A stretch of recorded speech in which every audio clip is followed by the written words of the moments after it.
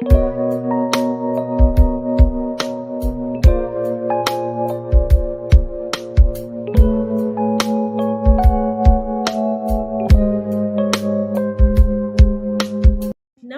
दोस्तों, कैसे हैं आप लोग और कैसे हैं सब लोग आपके घर में। मैं प्रियंका आप सबका स्वागत करती हूँ मेरे चैनल प्रियंका की दुनिया व्लॉग और मेरी इस नई वीडियो में। जैसा कि आप लोग जानते हैं कि ये जो समय चल रहा है वो चल रहा है हमारा पितृपक्ष। ये 16 दिन का पितृपक्ष होता है और इसमें हम अपने पूर्वजों का पिंडदान करते हैं, तर्पण करते हैं, उनके नाम से ब्राह्मणों को भोजन कराते हैं ताकि उनको सद्गति मिले और वो हमें अपना आशीर्वाद दे और हमारी तरक्की हो, उन्नति हो। क्योंकि अगर हमें हमारे पूर्वजों का आशीर्वाद नहीं मिलता है तो फिर हम कितना भी पूजा पाठ कर ले, हमें देवी देवताओं का भी आशीर्वाद नहीं मिलता है। इसलिए दोस्तों, अपने पितरों को, अपने पूर्वजों को प्रसन्न करना बहुत जरूरी है ताकि वो हमेशा खुश रहें, उनकी आत्मा को शांति मिले और उनका आशीर्वाद हमारे ऊपर बना रहे। तो तिथि के अनुसार तो हम अपने पूर्वजों का श्राद्ध क्रम करते ही हैं इन 16 दिन में, लेकिन अब आने वाली है सर्व पितृ अमावस्या। जिन पूर्वजों का हमें मालूम नहीं होता है कि उनका कौन सी तिथि है, उनका श्राद्ध कब करना चाहिए, या कुछ ऐसे पूर्वज होते हैं, क्योंकि देखिए 2, 3, 4 पीढ़ी तक तो हम लोग जानते हैं कि ये हमारे पूर्वज हैं, उनसे पहले भी हमारे पूर्वज होते ही हैं, लेकिन हम उन्हें नहीं जानते। तो उन सब लोगों का श्राद्ध करने के लिए अमावस्या तिथि होती है। उन सब लोगों का श्राद्ध जो है वो अमावस्या के दिन किया जाता है। तो अब जो आएगी वो होगी सर्व पितृ अमावस्या। इस दिन हमें अपने सभी पूर्वजों का पिंडदान करना है, तर्पण करना है और हमें भगवान से उनकी सद्गति की प्रार्थना करनी है। तो ये जो अमावस्या है ना दोस्तों, ये बहुत ही महत्वपूर्ण है। अगर इस अमावस्या के दिन जिन लोगों के ऊपर पितृ दोष भी है, अगर वो कुछ छोटे से उपाय कर लेना और भगवान के सामने अपने पूर्वजों के लिए अच्छे से प्रार्थना कर ले। लेकिन हम प्रार्थना तो करते ही हैं, लेकिन उसका भी एक तरीका होता है, उसके कुछ नियम होते हैं।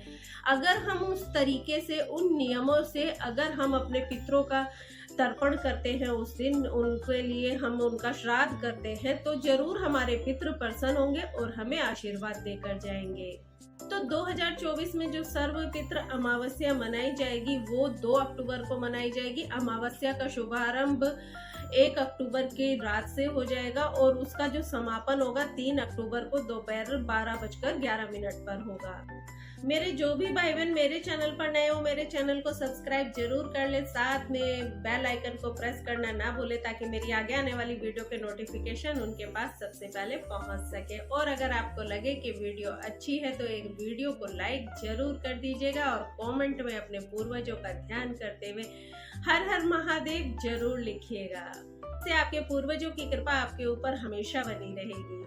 और अगर आपको लगे कि वीडियो यूजफुल है तो वीडियो को शेयर जरूर कीजिएगा। तो दोस्तों, सर्व पितृ अमावस्या के दिन देखिए हमें क्या करना है। सबसे पहले सूर्य उदय से पूर्व हमें उठ जाना है और महिलाओं को उस दिन सुबह उठकर सारे घर की अच्छे से सफाई कर लेनी है। अपने मुख्य द्वार की भी अच्छे से सफाई करनी है। फिर आपको पूरे घर में गंगा जल का छिड़काव करना है और उसके बाद आपको थोड़े से काले तिल अपनी दहलीज पर भी डाल देने हैं। उसके बाद आप जब स्नान करें तो स्नान करने वाले जल में आप थोड़े से काले तिल और गंगा जल अवश्य ही मिला लीजिएगा। वैसे तो किसी पवित्र नदी में स्नान करने का विधान है, लेकिन अगर आप वहां नहीं जा सकते तो नहाने वाले जल में गंगा जल भी मिला सकते हैं। उसके बाद आपको पहले सूर्य को जल देना है और जो जल आपको सूर्य को देना है उसमें आपको लाल रंग के 5 फूल डालने हैं और काले तिल डालने हैं। उसके बाद वो जल आप जब सूर्य को दे दे, उसके बाद आपको दक्षिण दिशा की तरफ मुख करके अपने पूर्वजों का ध्यान करते हुए उनको जल देना है। और जो जल आपको उन्हें देना है उसमें आपको थोड़ा सा दूध मिलाना है, काले तिल मिलाने हैं और जौ मिलाने हैं और उनका ध्यान करते हुए श्रद्धा से, पूरी श्रद्धा के साथ आपको उन्हें वो जल अर्पित करना है।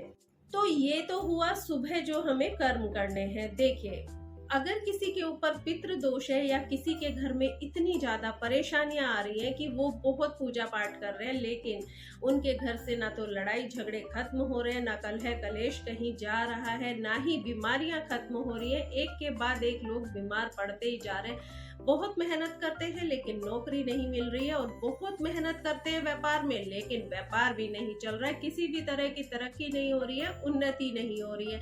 तो ऐसे लोगों को उस दिन ये एक छोटा सा महा उपाय जरूर करना है।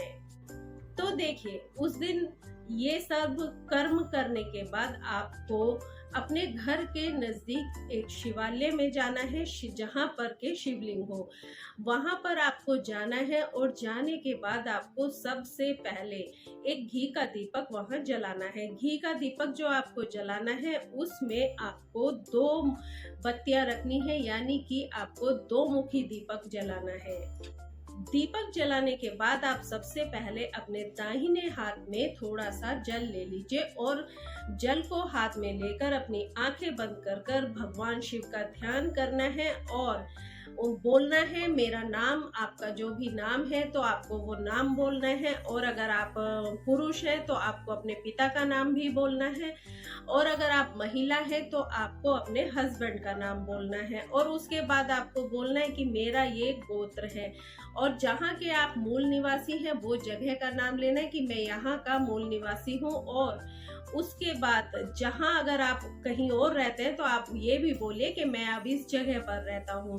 और फिर आप भोले शंकर जी से प्रार्थना कीजिए कि हे शिव जी महाराज, आप मेरे पूर्वजों को सद्गति दे, उनका आशीर्वाद मेरे ऊपर बना रहे, उनकी आत्मा को शांति मिले।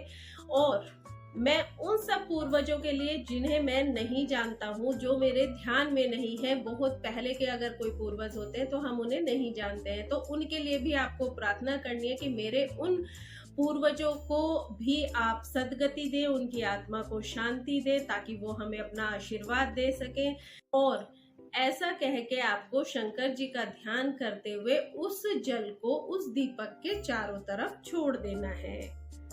उसके बाद आपको अपने पूर्वजों के लिए भोग लेना है। भोग आपको कोई भी 2 सफेद मिठाई ले लेनी है।